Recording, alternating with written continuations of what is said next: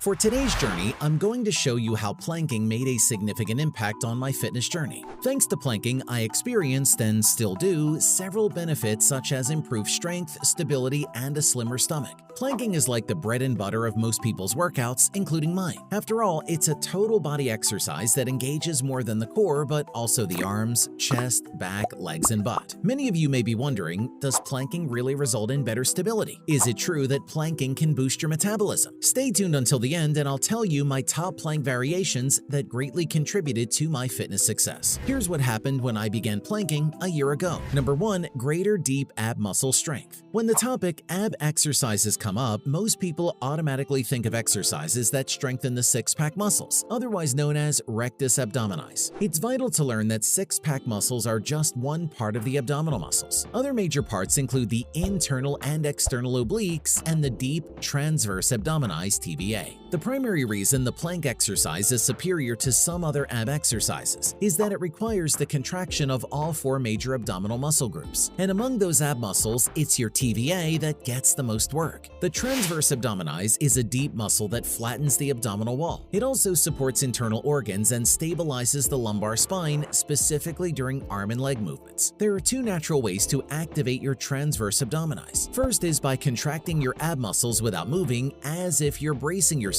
to get punched in the stomach. Second is by contracting your ab muscles while attempting to pull your belly button toward your spine. Planking involves those two movements, thus effectively strengthening the often neglected deep ab muscle group. It isn't just your ab muscles that get positively affected. The same goes for your core strength too. Number 2. Improved core strength. The core is like a groundwork muscle of the body, and planking is a great way to strengthen it. Contrary to what some people believe, the core consists of more than just the abdominals. It also encompasses your obliques, spinal stabilizers, shoulder musculature, back musculature, and hip musculature. In short, a stabilized core leads to improved function of the legs and arms. Planks work out all muscles of the core. All those muscles must contract and work together to hold your body in place and maintain a proper form. Ultimately, it leads to enhanced core strength, which then improves your day-to-day life. Speaking of stability, another benefit I got from planking is having many more stable shoulders. More on that coming up. Number 3. Enhanced isometric strength. The plank is a basic example of an isometric exercise, meaning it involves the contraction of muscles without movement. When planking, all the muscle groups involved contract and hold at a certain angle or position. Isometric movements like planks develop your strength. On the other hand, planks are less effective at muscle growth because the muscles aren't moving and aren't getting muscle damage associated with the exercise. However, planks can also stimulate the brain to recruit more muscle fibers for a given isometric action and can aid in developing muscle endurance. Lastly, planks have helped me in building strength and ability in my other muscles, such as my arms, shoulders, quads, hips, and glutes. Another benefit that comes with planking is, number 4, increased overall athletic performance. The muscular system works in sync. For instance, isolation exercises like bicep curls require recruiting and stabilizing the core muscles to isolate the targeted muscle group. The core is responsible for coordinating both the upper body and lower body. Everyday activities like walking require coordinated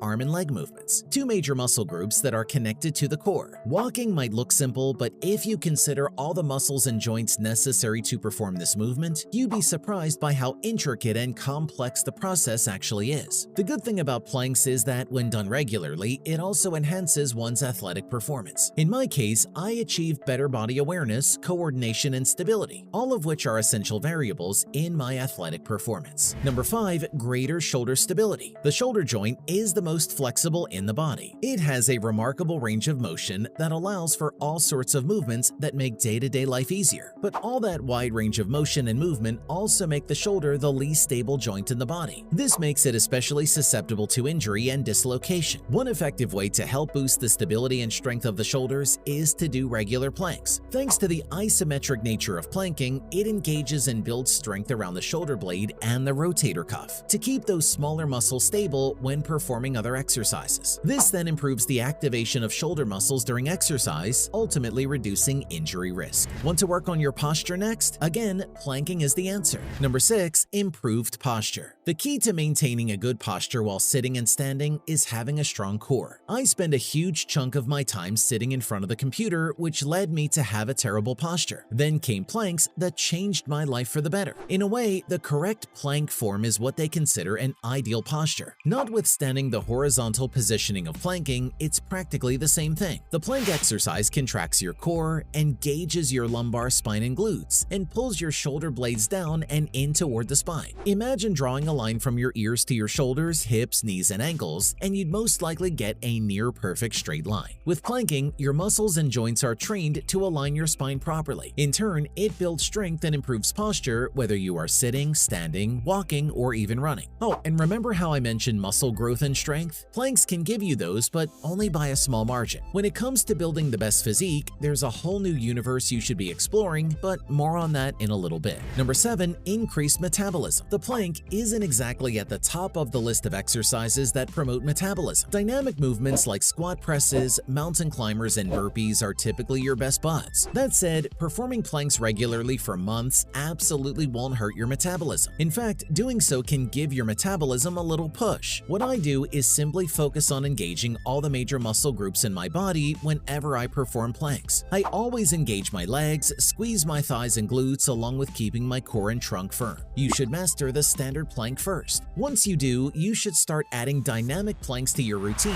to promote more muscle engagement and calorie burn. Having a faster metabolism is the goal of many. Meanwhile, others are more concerned about getting a slimmer tummy. If you're the latter, planking can also help you with that. Number 8. Flatter stomach. Many people think that ab exercises like planks are the key to sculpting a slender stomach. The thing is, abs exercises and planks alone may not lead to your dream svelte tummy, but that isn't to say that doing planks is useless. You can still see results, but not as drastic as you get with the right combination of exercises for targeting belly fat. Still, many plank challengers have reported good results from their planking journey. I can attest to this because I definitely got a flatter stomach by the end of the 2-month mark of my daily plank challenge. Of course, I didn't suddenly get more defined abs or anything like that. There was a notable change, albeit not significant. Before you get started on your planking routine, you must first learn how to do a plank. Learning the correct and safe way of planking not only maximizes the benefit of this exercise, but also reduces the risk of injury. There are 3 parts to doing a proper plank. Number 1, the first part is getting into the position. To start, press your palms firmly into the floor and press up from your foundation, widening your shoulder blades until they are as far apart as possible. Think of the back of your neck lifting toward the ceiling while keeping your neck lengthened forward. Remember not to look down and not to let your shoulders scrunch or shrug up toward your ears. Your arms should feel engaged but still comfortable. Aside from your abs, your legs should feel a little burned too. If they don't, push back through your heels and push the balls of your feet into the floor. Engage your thighs and squeeze your butt muscles together to activate your lower body muscles. Additionally, keep your booty nice and low during a plank, not lifted toward the ceiling. Your body should look like a straight line, not a triangle. Number 2, the second part is the breathing process. Although it's important to concentrate on the right form,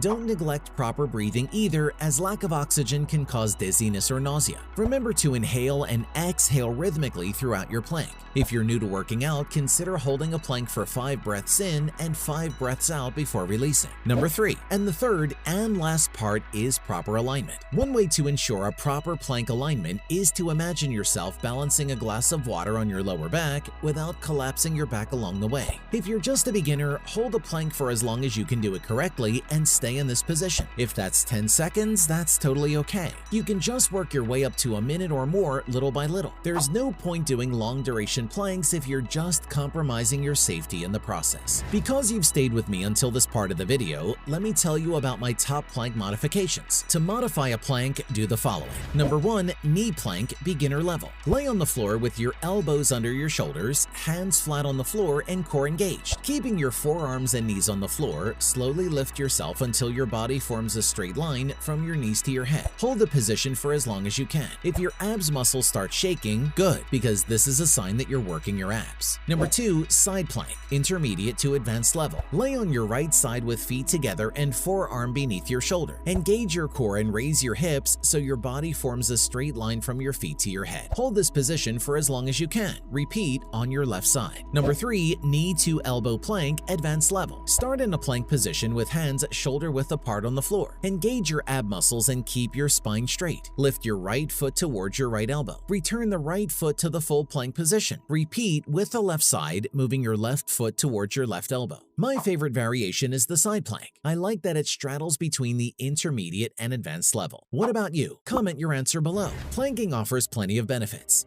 It's like the jack of all trades yet a master of none. But if we're talking about getting ripped and building a top 1% physique, then you've barely even scratched the surface. Trust me, there's so much more you must know, and you should start educating yourself by watching this next video.